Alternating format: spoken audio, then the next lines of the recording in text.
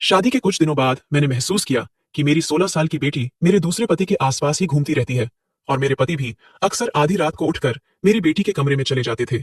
जब भी मेरी आंख खुलती थी और मैं उनसे पूछती थी कि आप इतनी रात को कहाँ गए थे, तो वो कहते थे रिया को डर लग रहा था, इसलिए उसी के कमरे में सो गया था। एक दिन की बात है, जब मैं काम से वापस आई तो घर का दरवाजा अंदर से लॉक था। मैंने काफी देर तक दरवाजा खटखटाया, पर अंदर से कोई आवाज नहीं आ रही थी। काफी देर बाद मेरे पति ने दरवाजा खोला। उनका पूरा शरीर पसीने से सराबोर था, जैसे वो कोई शारीरिक मेहनत करके आए हों। जब मैं घर के अंदर पहुंची तो मैंने देखा कि मेरी बेटी भी घबराई हुई सी बैठी है। उसने जल्दी से बेड की चादर समेटी और बिना कुछ कहे बाथरूम में चली गई। बाथरूम के अंदर से कपड़े धोने की आवाज आ रही थी। मैं समझ गई थी कि वो बेडशीट धुलने गई है। मैं काफी देर तक दरवाजा खटखटाती रही, पर वो अंदर से कोई जवाब ही नहीं दे रही थी। कुछ टाइम बाद वो नहा धोकर निकली और उसने चादर सूखने डाल दी। मुझे शक तो हो रहा था, पर मेरा दिमाग इस बात पर यकीन नहीं कर पा रहा था कि ऐसा कुछ भी हो सकता है। एक दिन मैं काम पर नहीं गई और अपनी बेटी के कमरे में ही छुप गई। कुछ देर बाद मेरे पति मेरी बेटी के कमरे में आए और फिर जो मैंने देखा, उसके बाद मैं अपने आप को ही कोसने लगी कि अगर मैंने अपनी बेटी को अपने दूसरे पति के साथ अकेला ना छोड़ा होता तो ये सब नहीं होता। हेलो दोस्तों, आज की इस हैरान कर देने वाली कहानी में आप सभी का स्वागत है। मेरा नाम पायल है और मैं एक छोटे से गांव की रहने वाली हूँ। मैं एक बहुत ही साधारण परिवार से हूँ। मेरे पिताजी किसान थे, लेकिन वो हमें पढ़ा लिखा कर एक बड़ा इंसान बनाना चाहते थे, इसलिए उन्होंने मुझे और मेरे भाई दोनों को दिल्ली भेज दिया था। हम दोनों भाई बहन दिल्ली में ही रहकर पढ़ाई कर रहे थे, लेकिन बहुत मेहनत करने के बाद भी हमारा कहीं सिलेक्शन नहीं हो पा रहा था। दिल्ली में ही मेरी मुलाकात अंकित से हुई थी। वो हमारा सीनियर था। मेरी एक फ्रेंड ने कहा था, अगर तुम्हें कुछ समझ ना आए तो तुम अंकित से मदद ले सकती हो, वो बहुत अच्छा लड़का है, तुम्हारी मदद जरूर करेगा। तो कभी कभी मैं अंकित से अपनी प्रॉब्लम डिस्कस कर लेती थी। धीरे धीरे मुझे अंकित का नेचर बहुत पसंद आने लगा था और मैं उसकी तरफ आकर्षित होती जा रही थी।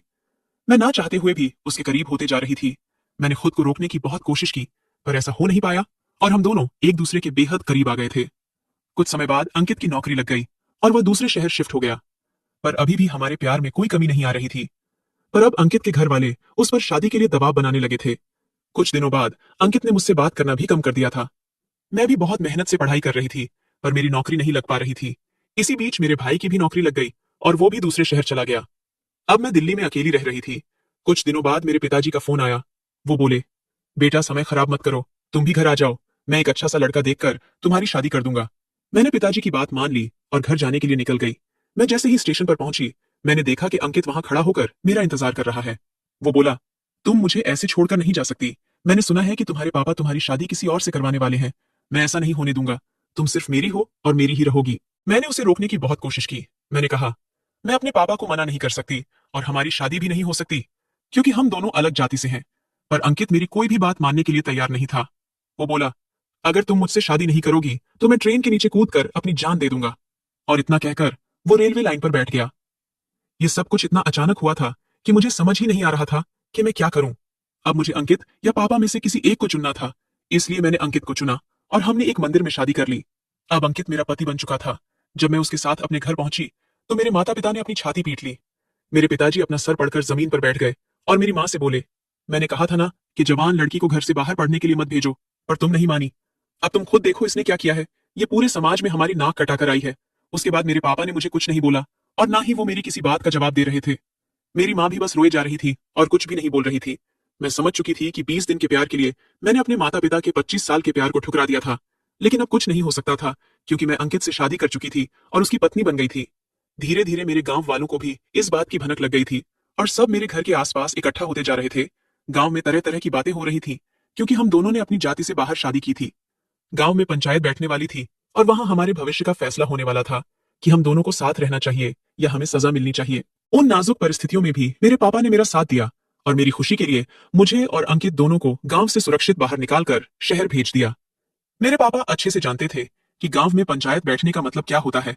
पंचायत बहुत ही कठोर सजा देती है और पंचायत का हुक्म सबको मानना होता था। अपने गांव से आने के बाद हम दोनों अंकित के घर गए, पर उसके घर वालों ने भी हम दोनों को घर से बाहर निकाल दिया। अब हमारे पास रहने के लिए कोई जगह नहीं थी। जब हमें कहीं भी जगह नहीं मिली तो हम वहीं पहुंच गए जहां अंकित नौकरी करते थे। मैं अंदर से परेशान तो जरूर थी, लेकिन इस बात की खुशी थी कि मैंने अपने प्यार से ही शादी की है और भविष्य में अपने पापा से भी मिलने की उम्मीद थी। दिन ऐसे ही गुजर रहे थे। मेरा और अंकित का प्यार बढ़ता ही जा रहा था। फिर वो दिन भी आया जिस दिन का हर पति पत्नी को इंतजार रहता है। हमारी जिंदगी में हमारी बेटी रिया आई। वो दिन हमारी जिंदगी का सबसे अच्छा दिन था। जब रिया पैदा हुई थी तो मेरे पापा पहली बार मेरे घर आए थे। हम सब बहुत खुश थे। फिर एक दिन ऐसा भी आया जब हमारी खुशियों को किसी की नजर लग गई। किसी ने सच ही कहा है कि जिस शादी को माँ बाप का आशीर्वाद नहीं मिलता वो शादी कभी सफल नहीं हो पाती है। और हमारे साथ भी यही हुआ। जब रिया 12 साल की थी तब अंकित का एक रोड एक्सीडेंट में देहांत हो गया। उनके मरने के बाद तो हमारी पूरी दुनिया ही खत्म हो गई थी। हमारे सारे घर वाले हमसे इस हद तक नाराज थे कि कोई उनकी अर्थी को कंधा देने तक नहीं आया। हमारे लिए तो सब खत्म हो चुका था। पर एक अच्छी बात यह थी कि पति की मौत के बाद उनकी नौकरी मुझे मिल गई थी और इस नौकरी की वजह से मैं अपनी बेटी का पालन पोषण कर पा रही थी। अगर हमारे पास नौकरी नहीं होती तो हम माँ बेटी भूखों मर जाते। पति की मौत के 2 साल बाद मैं अपने मायके में ही रहने लग गई थी। एक दिन मेरे पिताजी ने कहा, पायल बेटा, कब तक ऐसी मायूसी भरी जिंदगी जियोगी? जिंदगी बहुत बड़ी है, अकेले नहीं कटेगी। रिया को एक पिता की और तुम्हें एक पति की जरूरत है। अगर तुम कहो तो मैं किसी से तुम्हारी शादी के लिए बात करूं? मैंने पापा का इतना दिल दुखाया था कि मैं इस बार उनको मना नहीं कर पाई। कुछ दिनों बाद मेरे पापा ने मेरी शादी अपनी मर्जी के लड़के से करवा दी। वो एक प्राइवेट कंपनी में नौकरी करते थे और हफ्ते में सिर्फ 3 दिन ही काम पर जाते थे और मेरी छुट्टी सिर्फ संडे को ही होती थी। शुरू में हमारे बीच सब अच्छा चल रहा था और 3 साल हंसी खुशी से निकल गए। मेरी बेटी रिया भी 16 साल की हो चुकी थी और अब मुझे उसकी भी चिंता होने लगी थी। वो अपने सौतेले पिता के साथ कुछ ज्यादा ही घुलने मिलने लगी थी। अगर उसे कहीं बाहर भी जाना होता था तो अपने पापा के साथ ही जाती थी। यहाँ तक कि मेरे दूसरे पति कभी कभी अचानक रात में उठकर उसके कमरे में चले जाते थे और वहीं रात बिताते थे। कुछ दिनों तक तो मुझे ये पता ही नहीं चला, पर जब एक सुबह मैं सोकर उठी तो मैंने देखा कि मेरे पति मेरी बेटी के कमरे से निकल रहे हैं। उनके उठने के बाद मेरी बेटी बेडशीट की चादर उठाकर बाथरूम में चली गई और फिर नहाकर बाहर आई। पहले दिन तो मुझे शक नहीं हुआ, पर अब ऐसा रोज ही होने लगा था और मैं सामने से कुछ पूछ भी नहीं सकती थी, क्योंकि यह आदमी बेशक मेरा दूसरा पति था, लेकिन रिश्ते में तो रिया उसकी बेटी ही लगती थी। अब मैं बहुत परेशान रहने लगी थी, क्योंकि मुझे समझ नहीं आ रहा था कि मेरी पीठ पीछे ऐसा क्या होता है कि मेरी बेटी को रोज ही बेडशीट की चादर धुलनी पड़ती है। एक दिन मैं जानबूझकर दोपहर को जल्दी घर आ गई। उस दिन मेरे पति की छुट्टी थी और वो ऑफिस नहीं गए थे। मैंने काफी देर तक दरवाजा खटखटाया, पर अंदर से कोई आवाज नहीं आ रही थी। मैंने देखा कि मेरे पति की बाइक अंदर ही खड़ी है। इसका मतलब वो ऑफिस नहीं गए हैं। इसके बाद मैंने जोर जोर से दरवाजा पीटना शुरू कर दिया। काफी देर बाद मेरे पति ने दरवाजा खोला।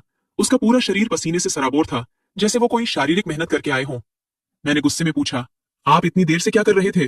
वो बोले, हमारे घर पर पानी नहीं आ रहा था, इसलिए मैं टंकी ठीक कर रहा था। मैंने कहा, वो सब तो ठीक है, पर रिया कहाँ है? वो तो दरवाजा खोल सकती थी ना। उन्होंने हड़बड़ाते हुए कहा, रिया नहाने गई है, और इतना कहकर वो अंदर चले गए।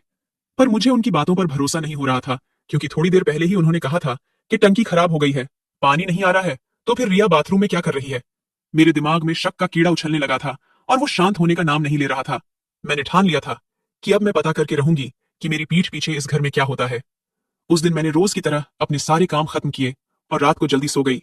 सुबह उठकर मैं रोज की तरह जल्दी ऑफिस के लिए निकल गई। लेकिन आज मैं ऑफिस नहीं गई। मैं छुप छुपा कर किसी तरह से अपनी बेटी के कमरे तक पहुंच गई और वहीं पर छुप गई। मेरे पति और मेरी बेटी को लग रहा था कि मैं ऑफिस के लिए निकल चुकी हूँ। तभी कुछ देर बाद मेरे पति मेरी बेटी के कमरे में आ गए। रिया अपने बेड पर लेटी हुई थी। मेरे पति ने उससे कहा, रिया तुम तैयार हो जाओ, मैं अभी आता हूँ। कुछ देर बाद एक लेडी डॉक्टर रिया के कमरे में आई और रिया का चेकअप करने लगी। कुछ देर बाद उस लेडी डॉक्टर ने मेरे पति से कहा, आप रिया को कल अस्पताल ले आना, मैं आगे का चेकअप वहीं करूंगी। रिया घबराते हुए बोली, डॉक्टर साहिबा आपको पता है ना कि मैं अस्पताल नहीं आ सकती। अगर मेरी माँ को पता चल गया तो बहुत बुरा होगा। लेडी डॉक्टर बोली, तो तुम अपनी मम्मी को यह सब क्यों बताओगी? तुम्हारी मदद भी यही इंसान करेगा जो तुम्हारा पाप छुपाने में तुम्हारी मदद कर रहा है। ये सुनकर मुझे रहा नहीं गया। मैं समझ चुकी थी कि यहाँ क्या चल रहा है। मैं तुरंत बाहर निकली और अपने दूसरे पति के थप्पड़ मार दिया। मैंने कहा, मुझे पता चल गया है कि तूने मेरी बेटी के साथ क्या किया है। तू इतना घटिया आदमी निकलेगा ये मैंने कभी सपने में भी नहीं सोचा था। मेरे पति ने मुझे समझाने की बहुत कोशिश की। वो बोले, पायल तुम गलत समझ रही हो, रिया मेरी भी बेटी है, प्लीज तुम एक बार मेरी बात सुनने की कोशिश तो करो। फिर मेरे पति ने मुझे बताया कि रिया से कुछ महीने पहले एक गलती हो गई थी और मैं तो बस अपने पिता होने का फर्ज निभा रहा था। रिया एक लड़के से प्यार करती थी। एक दिन उस लड़के ने रिया को अपनी बर्थडे पार्टी में बुलाया और धोखे से उसकी ड्रिंक में नशे की दवा मिला दी। उसके बाद उसने और उसके दोस्तों ने रिया के साथ गलत काम किया और उसे रोड पर फेंक दिया। उसी रात मुझे एक अनजान नंबर से कॉल आया था, जिसने मुझसे कहा कि एक लड़की उसके घर के सामने बेहोश हालत में पड़ी हुई है और उसे सिर्फ आपका नंबर ही याद है। मैं आधी रात को रिया को घर वापस लाया था और वो जिस हालत में मुझे मिली थी, अगर मैं उस समय तुम्हें सारी सच्चाई बता देता तो तुम यह सब कुछ सहन नहीं कर पाती। इसलिए यह बात मेरे और रिया के ही बीच में रही। कुछ समय बाद रिया ने मुझे बताया कि वो पेट से है। अगर यह बात बाहर आ जाती तो रिया की बदनामी हो जाती। इसलिए मैंने चुपचाप एक डॉक्टर को घर पर बुलाना शुरू कर दिया। रिया को कुछ दिनों से बहुत ज्यादा ब्लीडिंग हो रही है और यही वजह है कि जब भी तुम उसके कमरे में जाती हो वह अपनी बेडशीट उठाकर धोने चली जाती है। वो कहती है कि मेरी मम्मी ने अपनी जिंदगी में बहुत दुख बर्दाश्त किए हैं और मैं नहीं चाहती कि मैं उनको एक नया दुख दे दूं। कभी कभी रिया रात में बहुत परेशान हो जाती है, इसीलिए मैं उसके पास सोने चला जाता हूँ ताकि रात में उसको अकेलापन महसूस ना हो। मुझे पता है कि मैं उसका सगा पिता नहीं हूँ, लेकिन मैं पूरी कोशिश करता हूँ कि मैं रिया को एक पिता का प्यार दे सकूं। ये सब सुनकर मेरे पैरों से जमीन निकल चुकी थी। अगर आज अंकित जिंदा होते तो शायद वो भी रिया को इतना प्यार नहीं करते जितना प्यार मेरे दूसरे पति उससे करते थे। मैं तुरंत ही उनके पैरों में गिरकर माफी मांगने लगी। मुझे खुद से घिन आ रही थी कि मैंने एक अच्छे इंसान पर इतना घिनौना इल्जाम लगाया था। कमेंट करके जरूर बताइएगा कि आपको ये कहानी कैसी लगी। अगर आपको ये कहानी पसंद आई हो तो इसे लाइक करें और अपने दोस्तों के साथ भी शेयर करें। आगे भी ऐसी रोमांचक कहानियों के लिए हमारे चैनल को सब्सक्राइब करें और बेल आइकन दबाना ना भूलें।